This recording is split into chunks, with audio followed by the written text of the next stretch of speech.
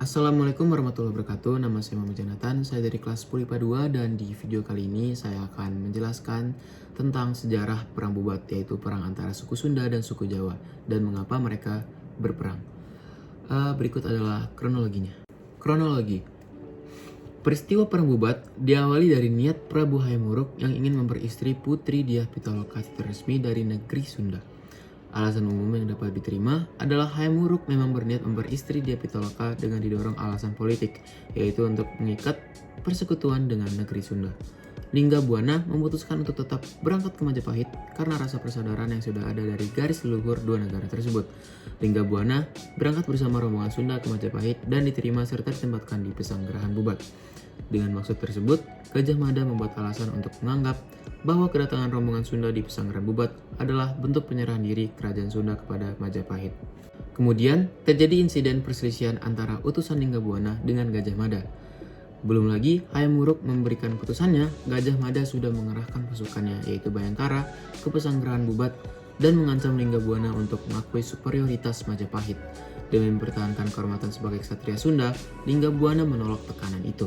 Terjadilah peperangan yang tidak seimbang antara Gajah Mada dengan pasukan yang berjumlah besar, melawan Lingga Buana dengan pasukan pengawal kerajaan yaitu Balamati yang berjumlah kecil serta para pejabat dan menteri kerajaan yang ikut dalam kunjungan itu. Peristiwa itu berakhir dengan gugurnya Lingga Buana, para menteri, pejabat kerajaan beserta segenap keluarga kerajaan Sunda, sang putri Dyah Pitaloka dengan hati berduka melakukan bela pati, bunuh diri untuk membela kehormatan bangsa dan negaranya. Akibatnya, Hayam Wuruk sendiri kecewa atas apa yang telah dilakukan Gajah Mada. Hubungan kerajaan Sunda, Kerajaan Majapahit kembali meregang, bahkan sampai ada larangan agar masyarakat Sunda tidak menikahi orang-orang Majapahit, yang ditafsirkan luar dan berartikan yaitu orang Sunda tidak boleh menikahi orang Jawa. Setelah pertikaian panjang, akhirnya pada tahun 2017 diberilah nama jalan mengandung unsur Sunda di daerah Istimewa Yogyakarta sebagai tanda perdamaian antara kedua belah suku. Lanjut ke bagian diakronis. Di bagian ini saya akan menceritakan Perang Bubat secara rinci dan juga berurutan.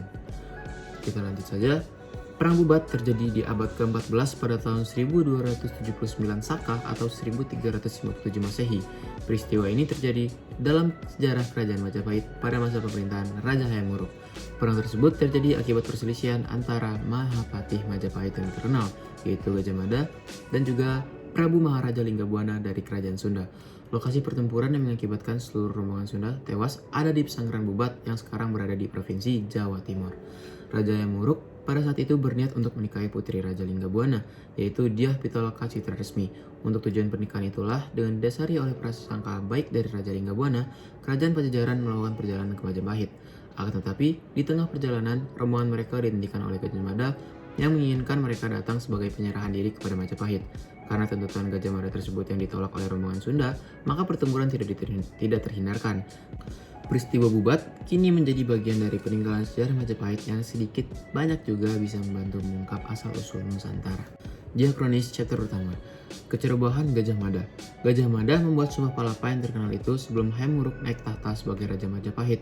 Sumpah itulah yang melatar belakangi berbagai tindakan dan keputusan Gajah Mada.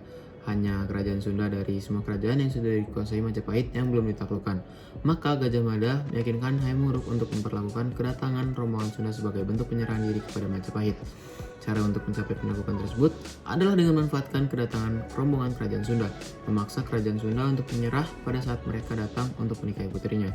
Hayam Wuruk didesak untuk menerima Dyah Pitaloka sebagai tanda penyerahan kerajaan Sunda dan menganggapnya sebagai pengakuan akan kekuasaan Majapahit atas Sunda.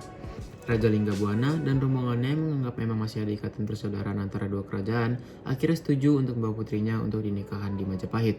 Rombongan Sunda diterima di Pesanggerahan Bubat yang sudah merupakan wilayah Majapahit. Rombongan yang mengira mereka berangkat untuk acara pernikahan hanya membawa sedikit prajurit sebagai pengawal. Gajah Mada kemudian menyampaikan keinginannya tersebut, membuat utusan Lingga Buana menolak, terkejut dan marah. Di tempat lain, Hayam Wuruk masih belum benar-benar yakin mengenai taktik tersebut. Gajah Mada sudah mengerahkan pasukannya ke Bubat sebelum Hayam Wuruk memberikan keputusan apapun dan mengancam Lingga Buana untuk mengakui kekuasaan Majapahit. Lingga Buana menolak dan akibatnya terjadi pertempuran yang tidak seimbang karena pasukan Lingga Buana berjumlah kecil, hanya terdiri dari pasukan pengawal kerajaan, para pejabat, dan menterinya saja. Raja Sunda dan pengikutnya gugur pada peristiwa Bubat karena kalah jumlah. Putri Dia Pitaloka melakukan bela pati, yaitu tindakan bunuh diri untuk membela kehormatan bangsanya yang dilakukan sesuai tradisi. Tindakan ini sesuai dengan tata perilaku dan nilai yang dianut oleh kaum dari kasta ksatria. Para perempuan dari kasta ksatria akan bunuh diri jika kaum laki-lakinya gugur untuk membela harga diri dan melindungi kesucian mereka, menghindari kemungkinan untuk dipermalukan, pemerkosaan, penganiayaan, atau risiko dijadikan budak. Lanjut ke diakronis chapter kedua, kondisi setelah perang bubat, yaitu Raja Linggabuana digantikan oleh Pangeran Niskalawastu Kancana, adik dari Dyah Pitaloka yang tinggal di Istana Kawali. Pangeran yang tidak ikut ke Majapahit mengeluarkan larangan Estri Tiluaran. Isinya berupa peraturan tidak boleh menikah dengan orang luar lingkungan kerabat Sunda, khususnya pihak Majapahit.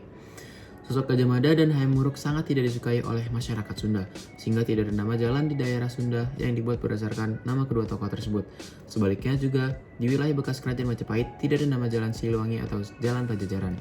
Kegagalan Majapahit menundukkan Pajajaran juga mengakibatkan kegagalan terwujudnya Sumpah Palapa Gajah Mada. Rakyat Sunda memusuhi Majapahit dan tidak ingin bekerja sama dengan orang Jawa karena mitos kuno yang beredar.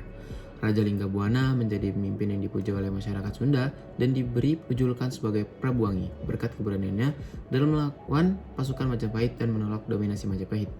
Putra dari Linggabuana yang tidak ikut dalam rombongan diberi kehormatan sebagai raja bergelar Prabu Siliwangi, yang berarti keturunan raja yang harum namanya.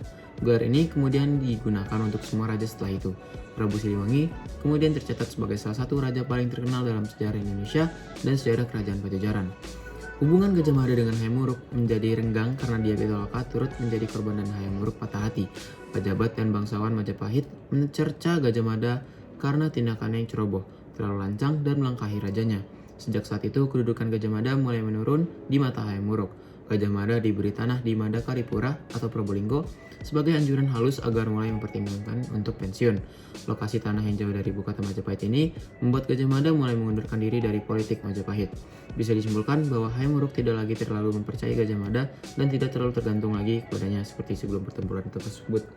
Hayam Wuruk lebih terlibat dalam pemerintahan dan berusaha mengambil keputusan sendiri sejak itu, dengan menyusun suatu sistem pemerintahan baru yang membuat penguasa dapat aktif secara langsung. Ia meminta pertimbangan dari keluarga dan pejabat senior sebelum mengambil keputusan penting dan juga mulai melakukan perjalanan ke berbagai daerah untuk mengetahui kondisi masyarakatnya. Rakyat terkesan dengan sistem pemerintahan Hayam Wuruk yang lebih terbuka, dan walaupun Gajah Mada tetap menjabat sebagai Mahapati, namun kekuasaannya tidak lagi sebesar dulu. Hubungan diplomatik antara kedua kerajaan diputus oleh Prabu Siliwangi. Hubungan antara kedua kerajaan juga tidak pernah pulih sejak peristiwa bubat selama bertahun-tahun bahkan berabad-abad kemudian. Untuk menghilangkan mitos yang menyesatkan antara kedua etnis Jawa dan Sunda tersebut, serta menghindari perpecahan bangsa, pemerintah mengambil langkah nyata dengan meresmikan nama jalan di kawasan Ring Road Yogyakarta pada tanggal 3 Oktober 2017. Nama jalan tersebut diresmikan oleh para pemimpin daerah Gubernur Yogyakarta, Sri Sultan Hamengkubuwono, Gubernur Jawa Barat Ahmad Haryawan, dan Gubernur Jawa Timur. Di lokasi jalan yang melingkari wilayah daerah istimewa Yogyakarta tersebut ada nama Jalan Siliwangi, Jalan Pajajaran, Jalan Majapahit, dan Jalan Brawijaya. Dengan cara peresmian nama-nama jalan tersebut diharapkan dapat mematahkan mitos mengenai hubungan orang Jawa dan Sunda dari peristiwa bubat serta perlahan melepaskan diri dari mitos perang bubat di masa lalu. Lanjut ke tahap sinkronik. Sinkronik itu adalah bagian dimana kita hanya memfokus si goblok.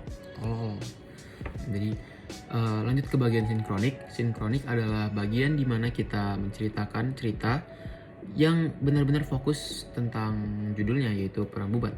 Jadi di sini saya hanya akan menceritakan tentang tragedi bubat. Tragedi bubat, pada masa itu pemerintahan Majapahit dirajai oleh Hayam Wuruk, sedangkan pemerintahan kerajaan Sunda dirajai oleh Maharaja Linggabuana. Untuk menyatukan kerajaan Sunda dan Majapahit, digelarkanlah pernikahan Hayam Wuruk dan Dyah Pitaloka. Kedua belah pihak menyetujui, bahkan Pati Gajah Mada pun ikut senang. Namun perselisihan antara Pati Gajah Mada dengan Maharaja Linggabuana membuat pasukan Gajah Mada menyerang rombongan pernikahan tersebut dengan rencana pembatalan pernikahan. Peperangan ini terjadi di desa Bubat. Tragedi ini berakhir dengan tewasnya Raja Sunda bersama rombongannya, termasuk putrinya Dyah Pitaloka Citra Resmi. Sekianlah video dari saya. Semoga enak didengar. Terus mohon maaf juga kalau misalkan ada yang terbata-bata. Tapi ya insya Allah diedit sebagus mungkin nanti. Terus mohon maaf bila ada kesalahan. Wassalamualaikum warahmatullahi wabarakatuh.